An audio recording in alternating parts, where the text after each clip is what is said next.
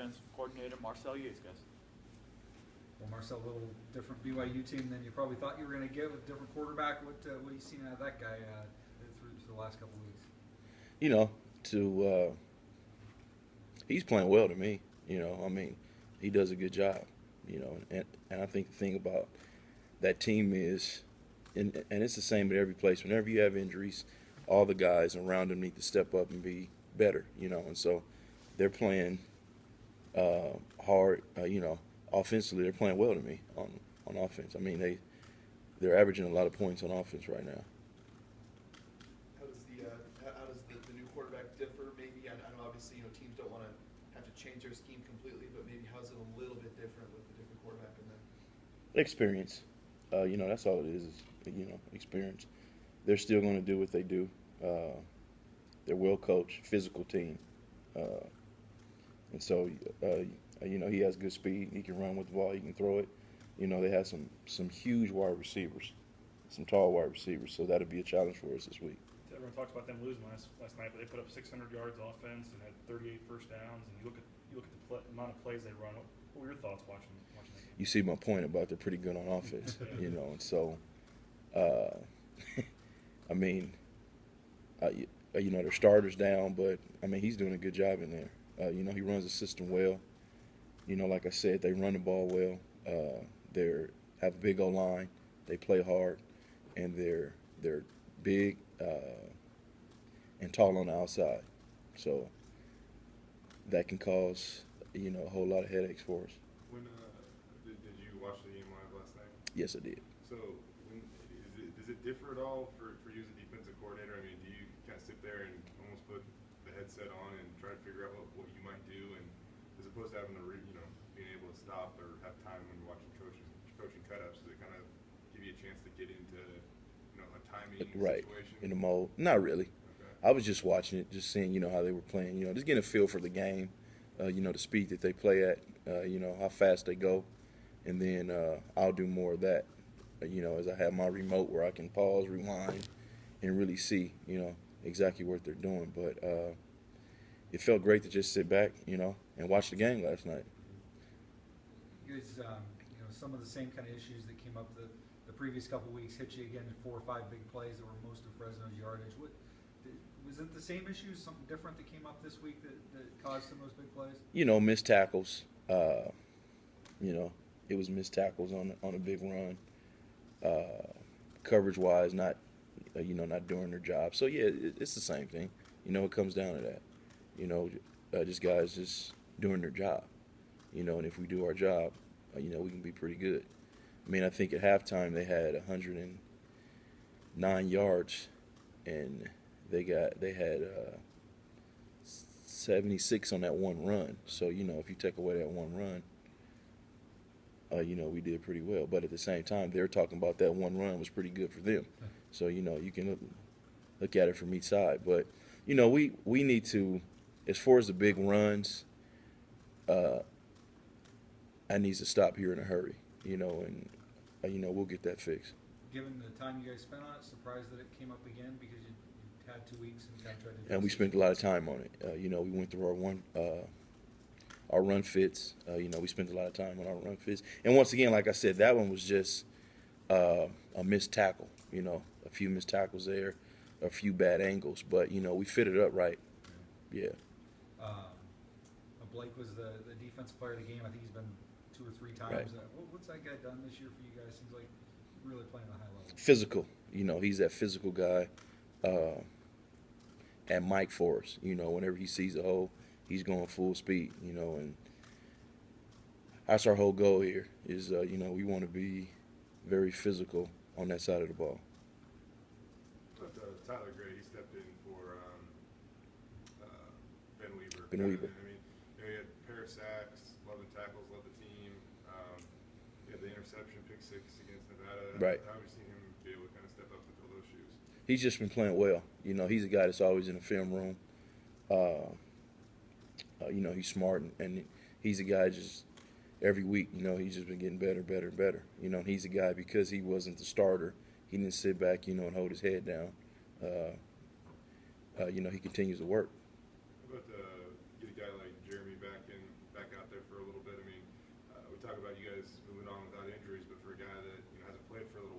kind of, back into game situation? How do you feel like he did? That was great. He did good. He did good. It was good to have him out there. Once again, Jeremy brings that, experience that we need. So he's played a whole lot of snaps for us, and he's a guy that can fix stuff on the field. And, we don't necessarily have to always come to the sideline. He sees it, he knows it, he does it, and so, he has a good feel for the game.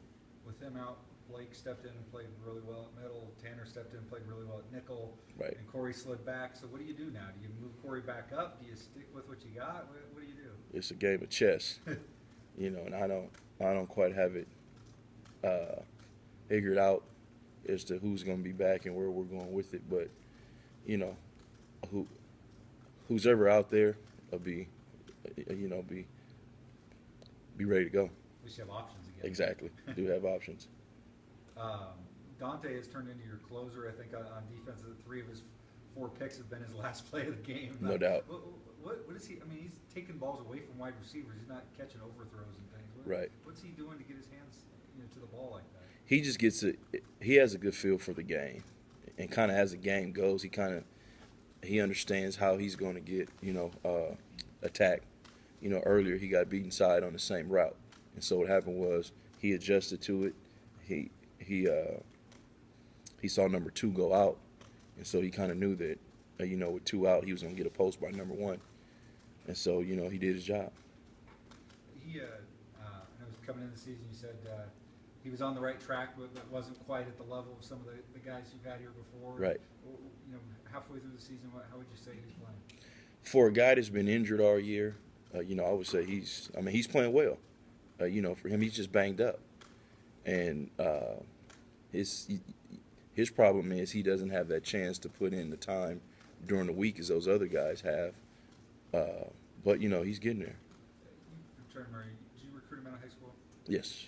He obviously had a ton of interceptions in high school as well. So there's just something with his mentally or something he's got a knack for that. He has a knack for it. He has a knack. Now, Coach Brown will probably say it's coaching. So we can say both. He has a knack for it, and it's Coach Brown and his coaching. So I'll give him that. How close was he to a couple more in that game?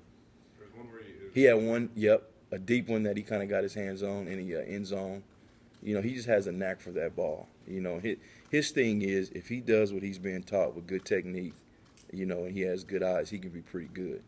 It gets him in trouble sometimes. You have to live with that with a corner now because they're going to take chances a little bit. So with him, when he takes chances, it hurts us at times. But he understands, at times, right, you can't have those chances. Take those chances, rather. It seems like corners are, they always have that kind of chip on their shoulder and sort of, it seems like a lot of them are just kind of that stone face serious. Right. He's as happy-go-lucky as they get off the field, but then goes and does that on the field. No doubt. A little different than maybe some of the guys you've had before. He's way different, going back to Orlando and Cal and BT, all those guys, like you said, were kind of stone-faced, kind of focused. One thing they all did, and you probably couldn't tell, but they all talked smack on the field, and they did a good job of hiding it. But, you want those guys to have that edge to them. Because, they're out there on the island all by themselves. So, he has that edge. He smiles now and has fun, but he has that edge to him. So he talks trash out there? Yes. Smiling at him all the time. Exactly. He talks trash. What's happened on the last couple of drives by the offense in games when your defenses shut down Nevada late, shut down Fresno late? What makes you bow your neck? What are you doing differently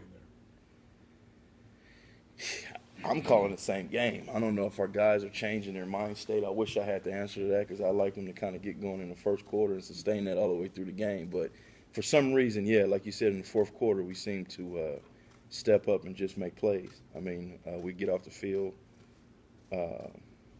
quick, fast, and in a hurry these last couple of days, last couple games. First couple of games So- of the season, that was a big problem for you guys. The opposite, So nice to see yeah. there's some change there. Yeah, this game this last week game, we've usually been strong in the first quarter and the third quarter. This last game, we were strong in the second and the fourth quarter.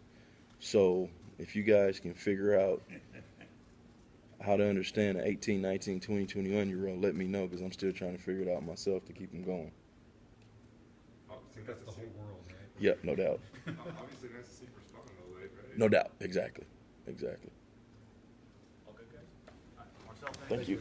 Thank you. Detroit effing Lions, baby. They won?